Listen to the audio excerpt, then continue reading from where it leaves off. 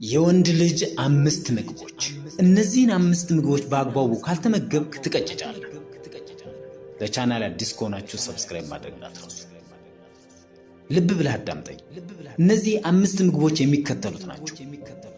አንደኛ፣ ጸሎት። ወንድ ልጅ ገና ከእንቅልፉ ሲነሳ ፈጣሪው ኃይል እንዲሰጠው፣ ውሎውን እንዲያስተካክልለት፣ ስራውን እንዲባርክለት መጸለይ አለበት። ይህንን የማያደርግ ወንድ በስንፍና ምክንያት ከመጀመሪያው ቁርሱን አልተመገበም ማለት ነው። ቁርሱን ያልተመገበ ደግሞ ለመስራት ጉልበት አይኖርም።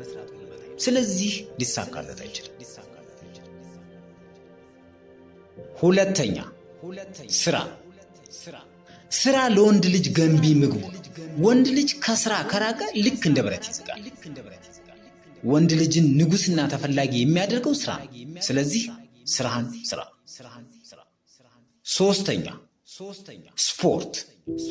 ስፖርት ለወንድ ልጅ ግዴታ ነው። ከስፖርት የራቀ ወንድ ልጅ አቅመቢስና ልፈስፈስ ነው። በራስ መተማመኑን ያጣል። በአጠቃላይ ጥርስ የሌለው አንበሳ ማለት ነው። አራተኛ፣ መጽሐፍ የማያነብ ሰው እንደ ባዶ በርሜል ነው። ማንም የፈለገውን ይከትበታል። ማንም በፈለገ ጊዜ አንስቶ ተሸክሞት ይዞራል። የራሱ አቋም አይኖረው። መንጋ እንጂ አውራ አይሆንም። ሰዎችን ከመከተል ውጭ የራሱን ምክንያት ማቅረብ አይችልም። ስለዚህ መጽሐፍ አንብብ። አምስተኛ፣ ምግቡን በሰዓቱና በአግባቡ የማይመገብ ወንድ አቅሙ ይዳከምና ስራውን፣ ስፖርቱንና ንባቡን በትክክል ማከናወን አይችልም። እንደ አንበሳ እየበላህ እንደ አንበሳ ጀግና ሁን እንጂ ራስህን በምግብ አትጉዳ። ጠቃሚ መጠጦችን ጠጣ፣ ሻወር ውሰድ። በአጠቃላይ ሻወር የማይወስድና ምግቡን በትክክል የማይመገብ ወንድ የሰነፍ ምልክት ነው። ካልተመገብክ አቅም የሌለው ደካማ፣ ማንም እንደፈለገ የሚወረውርህ ትሆናለህ። ብላ፣ ጠጣ፣ ስራ። ማጠቃለያ፣ ወንድነት በተፈጥሮ ብቻ የምታገኘው ሳይሆን በስራ የሚገነባ ነገር።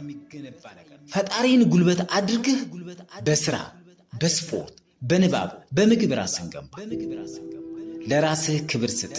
ሁሉም ነገር ከራስ ይጀምራል። ሁሉም ነገር ጊዜ ያስፈልገዋል። ለራስህ ጊዜ ይኑርህ። መድረሻ ግብ ይኑርህ። አንተ ወንድ እንጂ በነፈሰበት የምትሄድ ገለባ አይደለም። ስሜታዊነትን ቀንስና አንድ ነገር ላይ ትኩረት ይኑርህ። አስተዋይነት እንጂ ስሜታዊነት የወንድ መገለጫ አይደለም። ጸጸትን እንጂ ጊዜያዊ ህመምን አትፍራ። ጸጸት ዘላለማዊ ነው። ከማድረግህ አስቀድመህ ውሳኔህን አስብ። ምክንያታዊነትን ምንጊዜም አስቀድም። በሌላ ቪዲዮ እስከምንገናኝ ቻናሌን ሰብስክራይብ እና ላይክ ማድረግ እንዳትረሱ። አመሰግናለሁ።